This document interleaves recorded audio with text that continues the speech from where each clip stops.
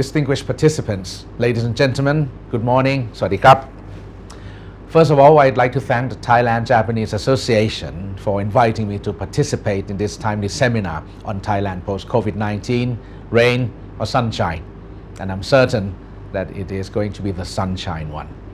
Looking back over the last 2 years since we've been attacked by the COVID-19 pandemic, thinking also of those we lost to COVID-19, and our hearts are with those who continue to suffer.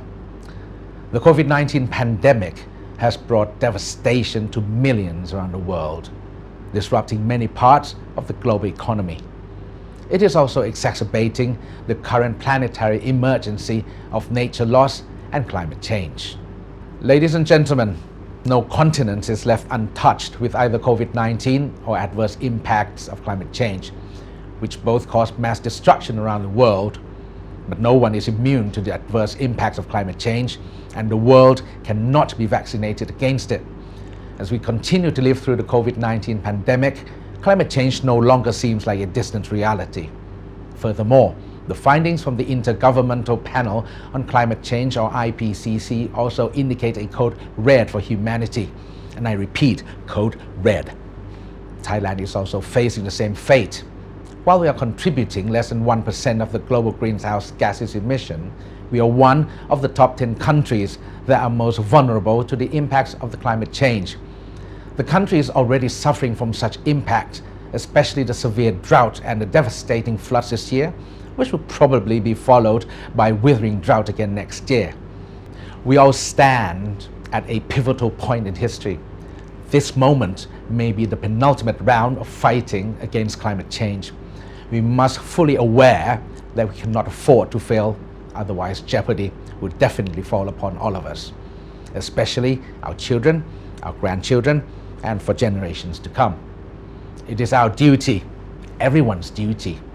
That's why the Prime Minister, General Prayut Chan-o-cha, announced at the UNFCCC COP26 that Thailand is willing to be more aggressive and will strive to reach carbon neutrality by 2050 and net zero GHG emission by 2065.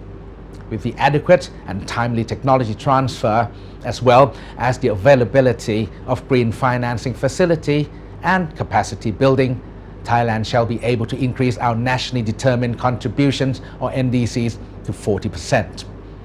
I just came back from attending the UNFCCC COP26 in Glasgow a couple of weeks ago. Now allow me to share with you the crucial outcomes which directly relate to the pathway towards our green recovery as follows. First, the Glasgow Climate Pact, which combined with increased ambition and action from countries around the world, means that the 1.5 degrees Celsius remains in sight. All countries, including Thailand, also agreed to revisit and strengthen the current emissions targets in the NDCs to align with the Paris Agreement temperature goal by the end of 2022. Around 90% is now covered by net zero targets. Second, the Paris Rule Book, which includes guidelines on Article 6 in dealing with cross-border trade of carbon reduction credits. And third, the first time of action to scale up clean power and phase out unabated coal power. Alongside this, there's the commitment to protect the world's forests by ending deforestation by 2030. Fourth, there is a good signal for further discussion on the arrangement of funding in loss and damage mechanism. And lastly, there are commitments to significantly increase financial support through the Adaptation Fund to double support for developing countries by 2025. Ladies and gentlemen, both Thailand's latest pledge and COP26's outcomes will definitely lead to a paradigm shift, which will eventually pave the way towards a green recovery. It is actually a good opportunity to tackle climate change at the same time, to build forward better and greener. It is also a good chance to restore the ecosystem, as there is no viable pathway to net zero emissions that does not involve protecting and restoring nature on an unprecedented scale. As for Thailand, the Royal Thai government has committed to drive the action towards the target we announced. To orchestrate all stakeholders in striving for such target, the government determines to speed up the pace of climate actions through several means of actions as follow. First, policy and legal framework which embraces the long-term national strategy, the draft of Climate Change Act, the Bio-Circular Green Economy Model, or also known as a BCG model, the policy framework on energy, industry, transport, agriculture, as well as natural resources and environment which focus on tackling climate change shall be placed on the ground. Stringent mitigation measures in all sectors, particularly energy and transport, must be implemented. The energy pattern transformation under the long-term National Energy Plan must be comprehensively promoted with the concept of 4D1E, which is decarbonization, digitalization, decentralization, deregulation, and electrification.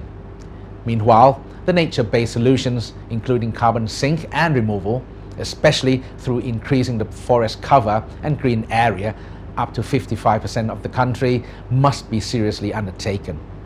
Second, stakeholders' participation at all levels. It is imperative for governments, businesses, and civil society to work together through public-private partnership, climate action network, carbon market mechanism, as well as regional and international cooperation. Third, innovation and technology development. Speedy knowledge and capacity building to create new innovations and technologies in geoengineering, carbon capture utilization and storage, smart farming and food security, electric vehicles, clean, green and renewable energy, as well as GHG removal technologies is essential. Our own research and development must be extremely encouraged, while technology transfer from our partners, which include developed countries and international organizations, must be accelerated.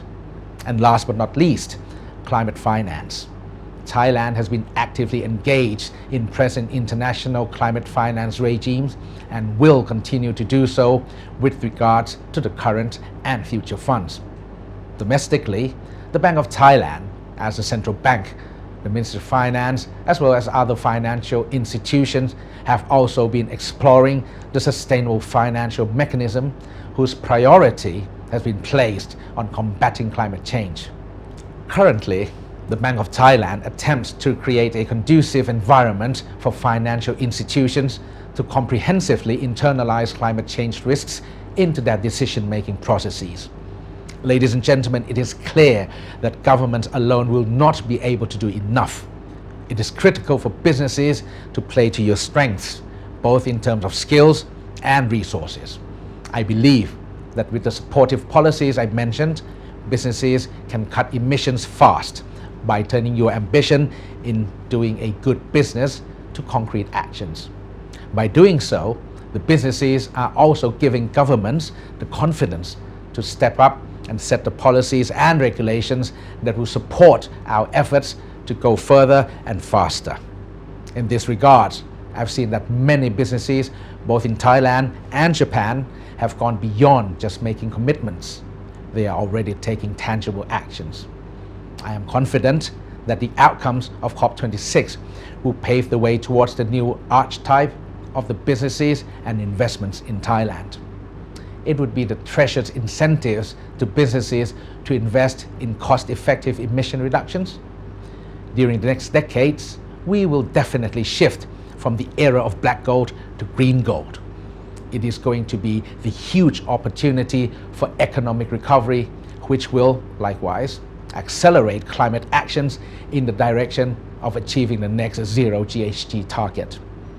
Ladies and gentlemen, the outcome of UNFCCC COP26 will also be the major driving force for the fast-paced development of the ESG, environmental, social, governance. It is undeniable that we have to move towards the low-carbon future. In Thailand, the development of ESG stems from the adoption of Sustainable Development Goals, or SDGs, and the Paris Agreement in 2015 and 2016, respectively. And I'm confident that the outcomes of the COP26 will even further motivate the businesses to emphasize on the responses to social and environmental factors rather than traditional corporate operational outlooks. I'm of the opinion that the ESG issues, particularly in the dimension of climate change agenda, would be brought to the top of the board and shareholders meeting agendas because it is unquestionable that business prosperity and sustainability of society and environment are interdependent. Ladies and gentlemen, Thailand is not only vulnerable to the adverse impacts of climate change, we are also vulnerable to the derived international policies in response to climate change. We have to admit that many industries in Thailand, both productions and services, have large carbon footprints and will be susceptible to the international policy measures. So, we are inevitable to upgrade our industries in line with the outcomes of COP26. We should turn it into the opportunity to develop the enabling environments for sustainable capital market. There are many examples that we can build on the current momentum, such as regulations formulated by Thailand Securities and Exchange Commission to disclose updated information on greenhouse gas emissions. Moreover, the Ministry of Natural Resources and Environment, through Thailand Greenhouse Gas Management Organization or TGO, has been working closely with the Stock Exchange of Thailand and the Federation of Thai Industries to launch the National Carbon Trading Platform. Thailand Carbon Neutral Network or TCNN is also established to enhance collaboration amongst public, private and local communities in reducing GHG emission that will expectantly contribute to our latest pledge. Furthermore, there is the engagement from private sector, including Kasikorn Bank, BTS Group, Bangja Corporation, CP Group, through the Carbon Markets Club for trading of carbon credit. Currently, there are companies, both domestic and multinational, that have expressed their intentions to engage in forest plantation, which will eventually lead to the investment in carbon sink and removals in Thailand. The ongoing Thailand-Japan Joint Credit Mechanism or JCM would also be one of our good experiences in carbon credit to be further explored. Ladies and gentlemen, plenty of business opportunities ranging from industrial decarbonization, forest plantation, or even insurance and so forth are open for us to build forward greener and better. Despite the opportunities, we have to act now. I believe that the outcome of COP26 will be the start of a new momentum, a quantum leap, I'm certain. But yes, it is going to be hard. But also yes, we need to do it. Whether future generations will look back at this time with admiration or despair depends entirely on your ability to seize this moment. So let's seize it together. Thank you. ขอบคุณครับ